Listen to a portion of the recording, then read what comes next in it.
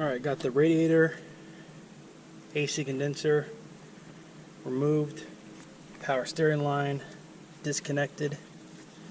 That bolt in there.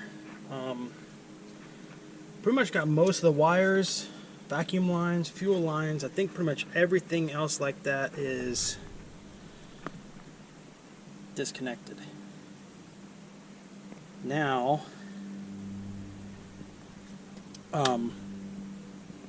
we're pulling the transmission and the engine, but I just don't know if I'm going to do them separately or together.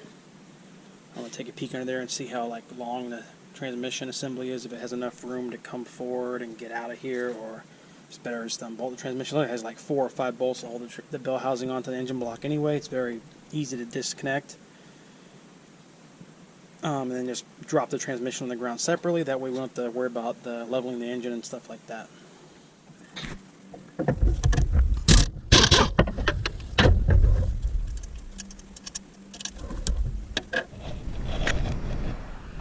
Alright, about 3 hours in.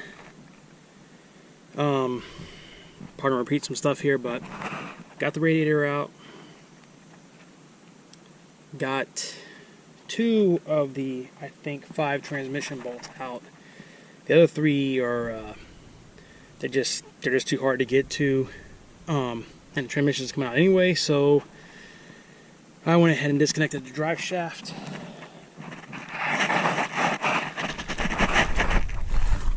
Which was easy. Obviously, 4 bolts. You can't see, it's really dark. But I disconnected the drive shaft.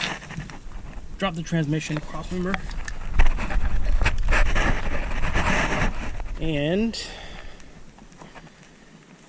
that about does it for today. Next thing you see will be out here tomorrow. I don't want to really get it too high up in the air, so I think I'm going to drop it back down on the ground tomorrow and grab it as close to this hook as possible. It has really good hooks, lifting hooks. That should be a federal law to have these good hooks. So easy to pull an engine when you have good contact points. But yeah, I'll grab it as far rear bias as possible to try to lift it straight up to keep that transmission off the ground. And then hopefully I have enough room up here. If I have to, I can pull the fan off, but I really don't want to. I have enough room up here that this can slide forward about 5 or 6 inches. Come straight up out of the engine bay and just roll this thing off from underneath it. So that's what we're going to attempt to do. And hopefully the bulk of the work time-wise I believe is done. So next thing you see will be me out here tomorrow, starting all over. Got to pick all this mess up now with all those tools. Worst part of any job is cleaning up, I swear. But we'll get it done.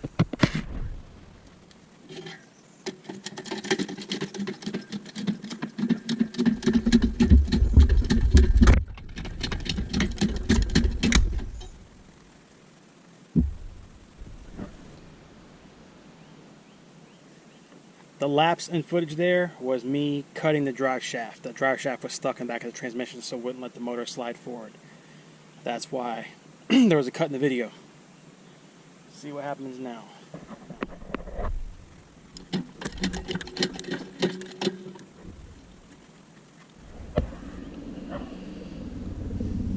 Alrighty, cleared the sway bar. Just had to throw a jack under it and kind of just pop it over. Everything looks good now. Now we'll just keep on jacking it up until we get to the point where something hangs, like the wire harness, and we see where that's plugged in at.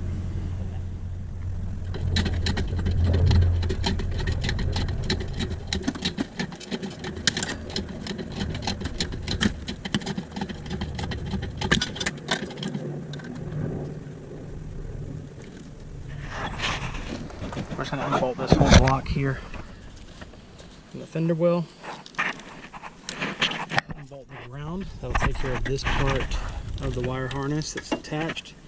And then the main harness here, I got to go inside and fish it through the firewall.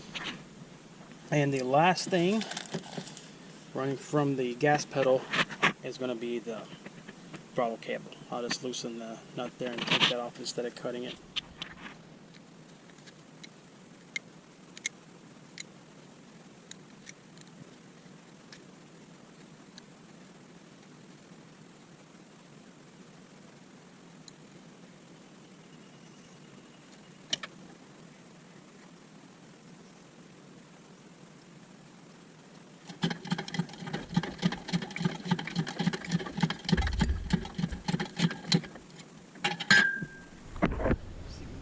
dropping it on me.